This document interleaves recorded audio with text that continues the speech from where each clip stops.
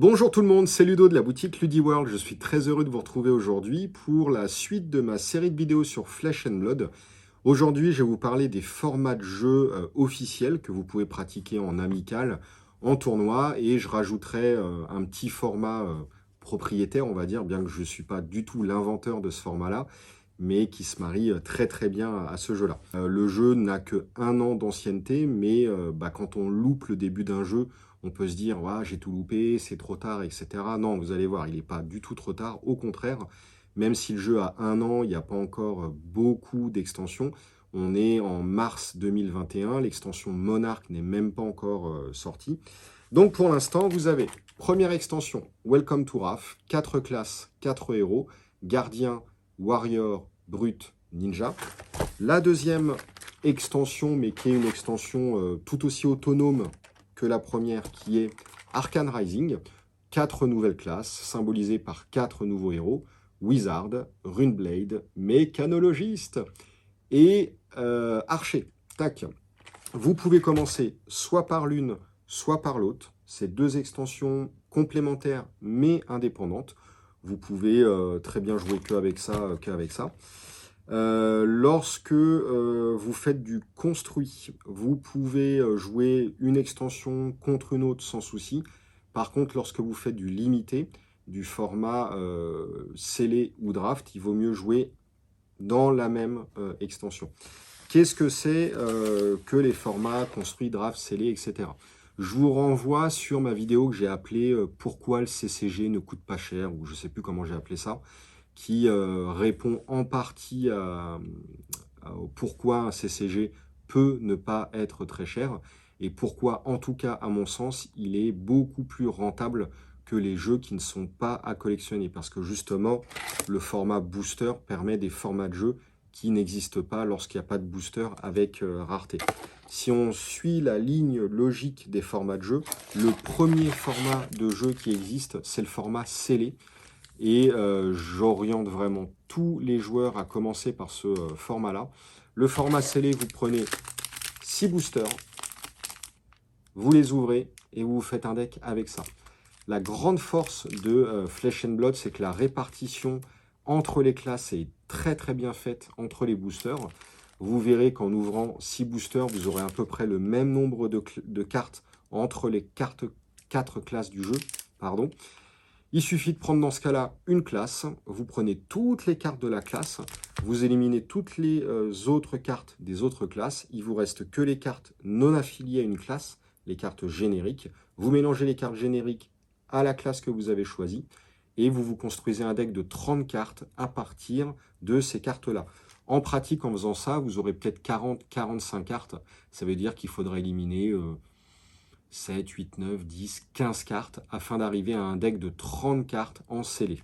Donc vous avez quand même un petit peu de construction, un petit peu de choix par rapport à ce que vous avez ouvert. Comme naturellement il y a un système de rareté, commune rare, super rare, majestique, etc. Vous pouvez tomber sur, au travers de différents scellés, sur différentes cartes d'une classe. Dans un scellé, vous aurez tel rare d'une classe, dans un autre scellé, tel autre rare de la même classe, etc. Et du coup, c'est là où la construction est intéressante, c'est que par rapport à votre tirage actuel, vos génériques, elles vont pouvoir s'intégrer plus ou moins bien en fonction que vous avez eu un tirage un peu plus agressif dans la classe, un peu plus défensif dans la classe, un peu plus ceci, cela.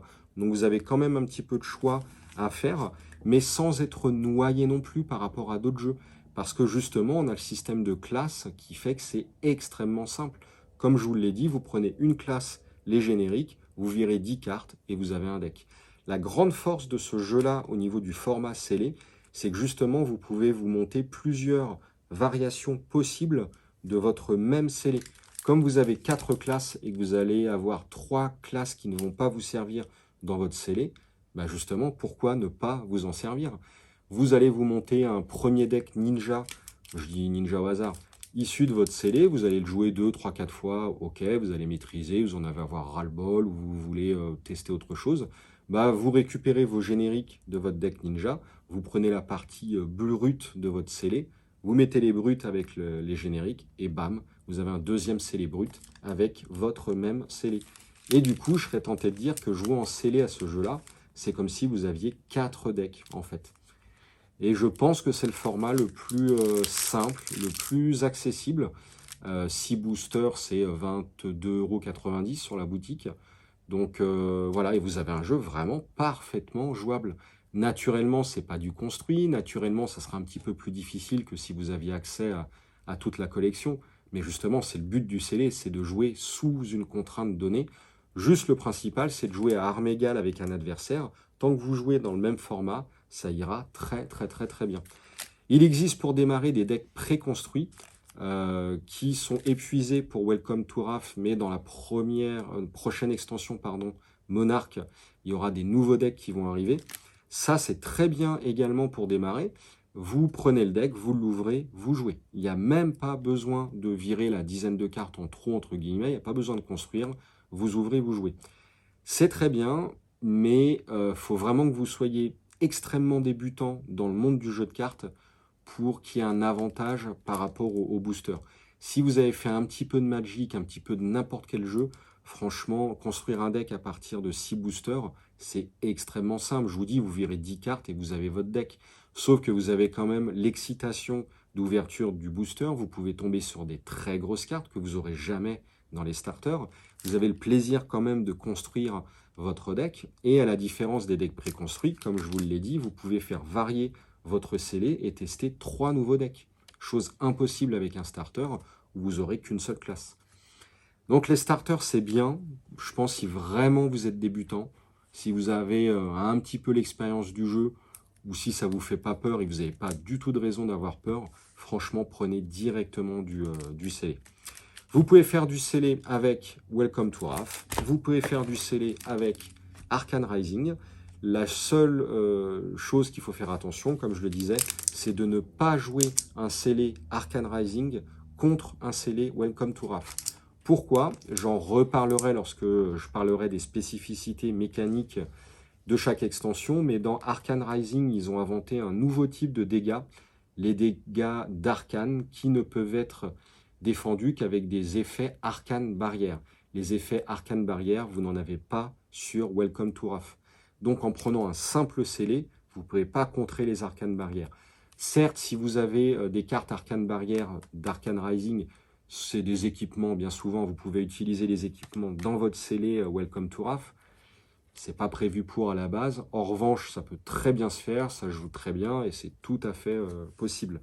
Mais on rentre déjà dans du simili construit, etc. Donc on s'écarte très légèrement du format scellé.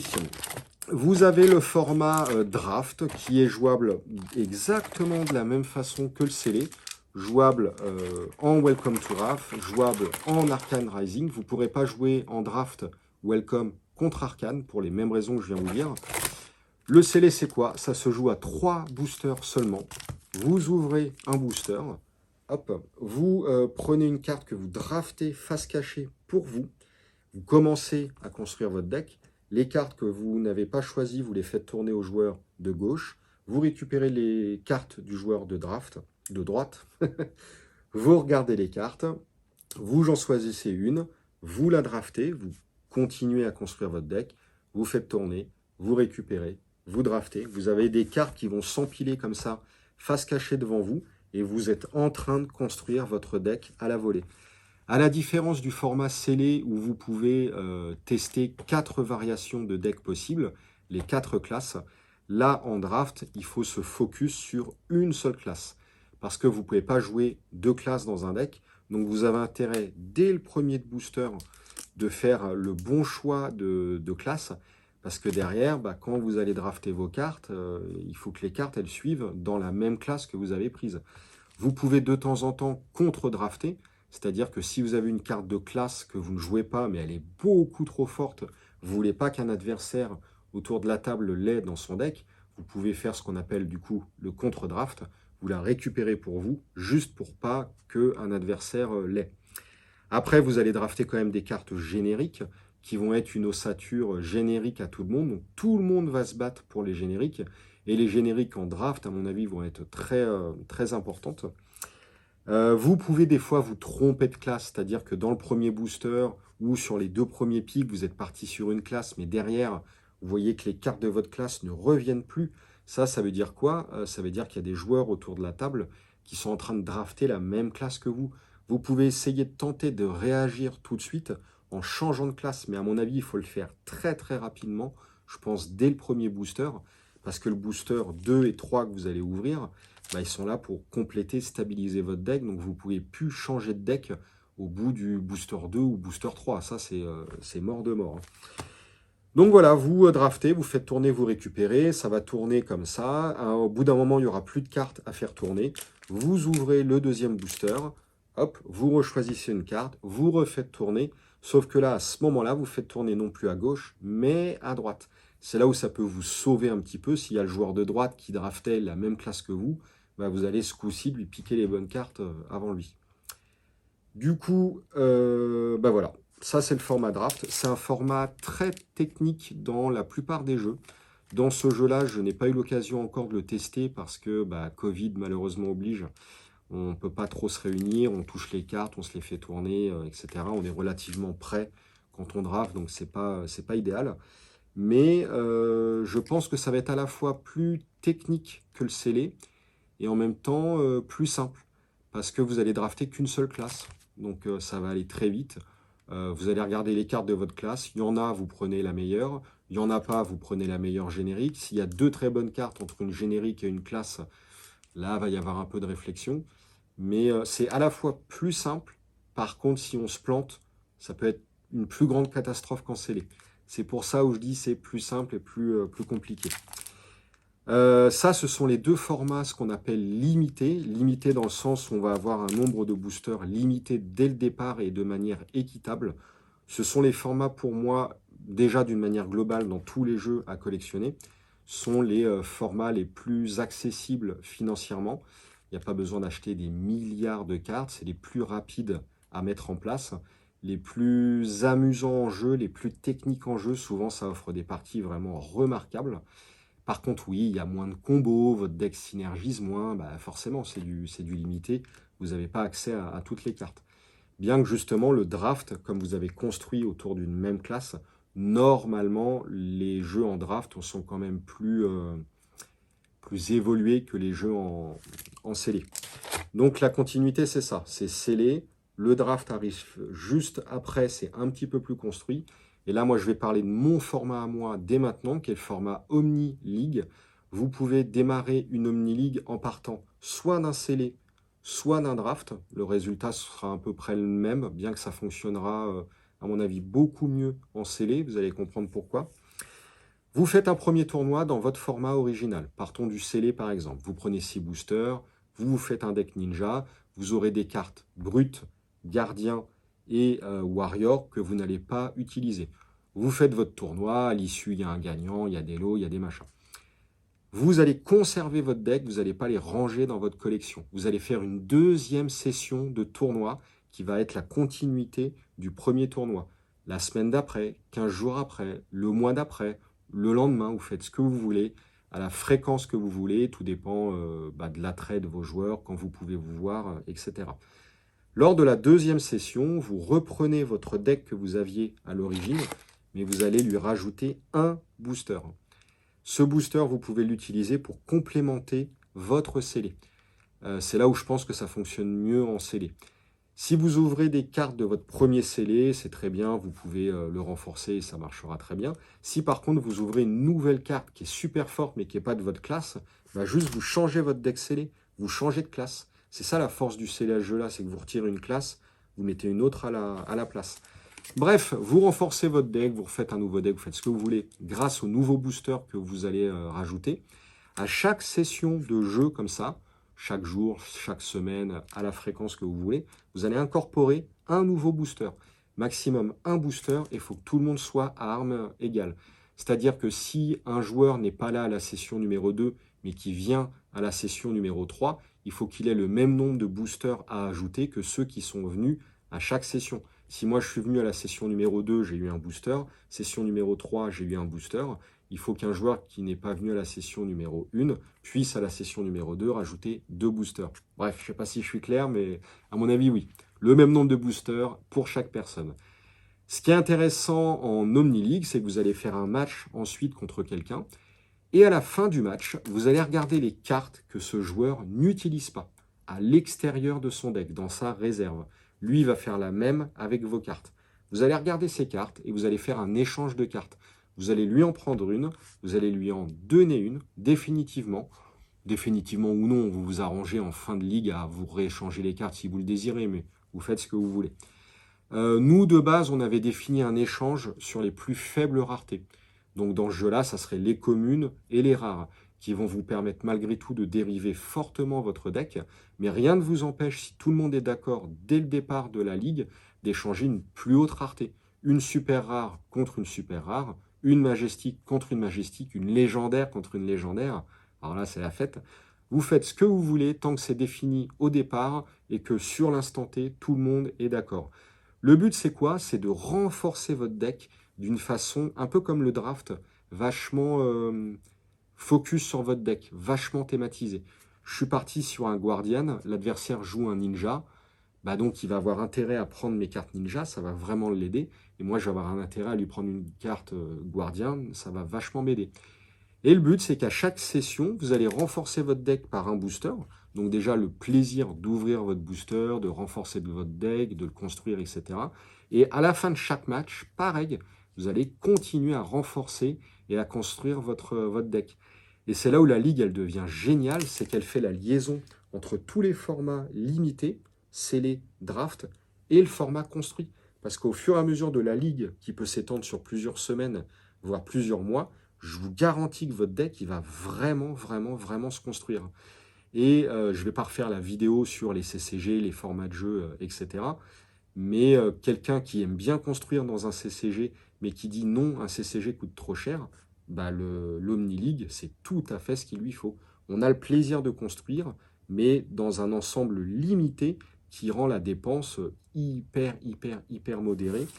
Mais on garde ce qui fait un CCG et on revient justement aux sources du CCG que voulait Richard Garfield avec Magic ou qui voulait avec la jungle de Keyforge. On est tout à fait dans ce trip-là. Et ça crée un gameplay dans votre playgroup qui est affolant. Parce que va y avoir un peu l'aspect jeu de rôle qui en plus se marie très bien à ce jeu-là. On va voir que un tel est en train de renforcer son ninja, un tel renforce son deck gardien, un tel son deck brut, etc. Et à chaque semaine, on va dire, oh là là, il va me sortir son deck, il a chopé cette carte-là la dernière fois. Heureusement, moi, j'ai eu cette carte-là qui va le contrer. Et là, on est vraiment dans ce qui fait la force d'un CCG. Des decks uniques à chaque joueur et un aspect, on va contrer l'autre deck, etc. On est vraiment dans le CCG pur et dur. Tout ça, ça s'apparente à des formats limités, bien que mon format Omni League est vraiment la jonction manquante entre le limité et le construit. Et ensuite, vous avez les formats construits. Il y a deux formats construits possibles. Il y a le Blitz et le classique Constructed. Le Blitz, c'est un deck de 40 cartes. Donc 40 cartes dans votre deck. Le nombre d'exemplaires des cartes, c'est x2 seulement. Et ensuite, vous avez votre héros, son arme, et vous avez accès à 11 équipements, sachant qu'on ne peut avoir que 4 équipements en jeu à la fois. Ça sert à quoi de préparer 7 équipements additionnels? C'est pour pouvoir vous adapter au deck adverse. En gros, vous allez commencer une partie, vous posez votre héros, son ou ses armes, vous posez votre deck, et là vous prenez les 11 équipements et vous regardez ce que joue le joueur. Ah ok, il me joue un wizard qui va me jeter des arcanes barrières, enfin des arcanes damage, donc les dégâts un petit peu à distance. Bon, dans mon deck, j'ai pas de quoi contrer les arcanes, du coup je vais utiliser mes équipements pour le contrer. En fait, on s'adapte dans ce jeu-là, non pas en faisant des matchs en BO3, ce qu'on appelle en 2 manches gagnantes, et en modifiant son deck après le match 1. On fait un match 2 en ayant modifié son deck, et encore un match 3 pour déterminer un gagnant s'il y a une égalité. Là, on s'adapte avant même de commencer, et on fera qu'un seul match. Donc à nous de préparer ces équipements pour essayer de s'adapter un petit peu à toutes les possibilités qu'on a en face. Le blitz dure 15 minutes, 120 points de vie, c'est extrêmement rapide, violent, etc. La moindre erreur, on la paye très très cher.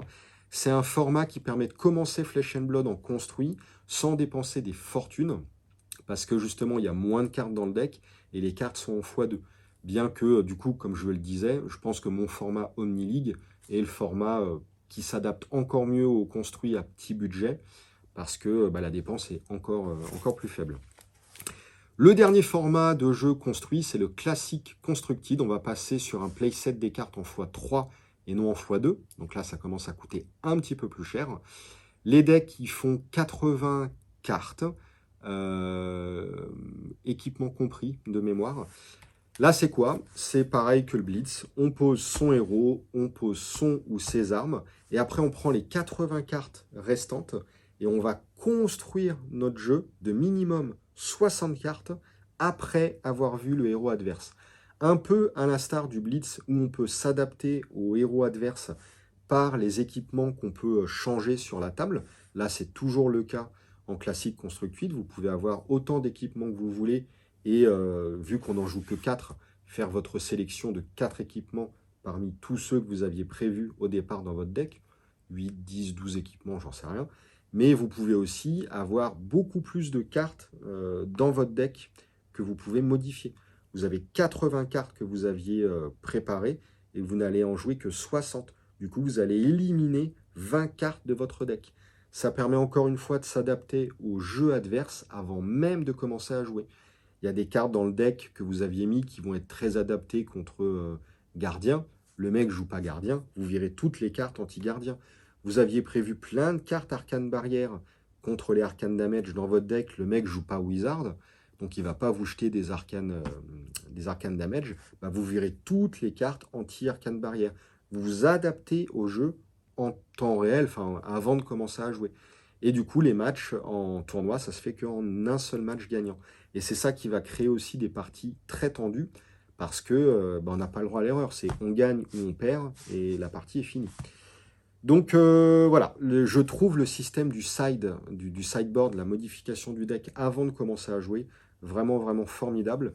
Et les deux formats de jeu construits qui existent, c'est très bien. Un format playset x2, très rapide, et un format beaucoup plus élitiste, et en termes financiers, et en termes d'investissement en temps, parce qu'il faut analyser le méta, il faut préparer un deck qui contre un petit peu tout, il faut savoir quoi modifier avant le début de la partie, c'est parfait. Et là, du coup, avec ces 5 formats de jeu de là, vous avez vraiment toute l'étendue du jeu, scellé, draft, Omni-League, Blitz et classique Constructed. Ça se joue en duel, tous les formats de jeu se jouent en duel, mais vous avez un format de jeu multijoueur qui s'appelle l'Universal Pit Fighting ou je sais plus quoi, où c'est Flesh and Blood mais en multijoueur. Je suis pas forcément fada des jeux de duel qu'on transpose en multijoueur. Ça peut être rigolo une fois sur une après-midi, on fait du tape à gauche, on fait de la bataille royale, on fait de l'équipe. Ça peut être sympa, mais je trouve qu'il y a d'autres jeux qui sont là pour jouer en multi. Vampire, par exemple, le Vampire, la Mascarade, ou Rivals, le nouveau qui va arriver. Voilà, vous avez plein de jeux multi. Et je ne sais pas si je testerai ce format-là. Mais en tout cas, tous les formats de construction de deck que je vous ai indiqués au préalable sont transposables dans le format multijoueur. Bien que je pense que les formats limités, c'est les drafts Omni-League, vont mal s'adapter au format multijoueur parce qu'il y a très peu de cartes dans le deck et j'ai peur que ça manque un petit peu de ressources. Voilà, et c'est tout pour les formats de jeu, mais en même temps c'est beaucoup, je ne sais pas combien de temps j'ai filmé, 24 minutes, mais c'est déjà beaucoup trop. J'espère que ça vous a plu, n'hésitez pas à poser des questions, et sur ce, à très très vite. Des bisous, salut!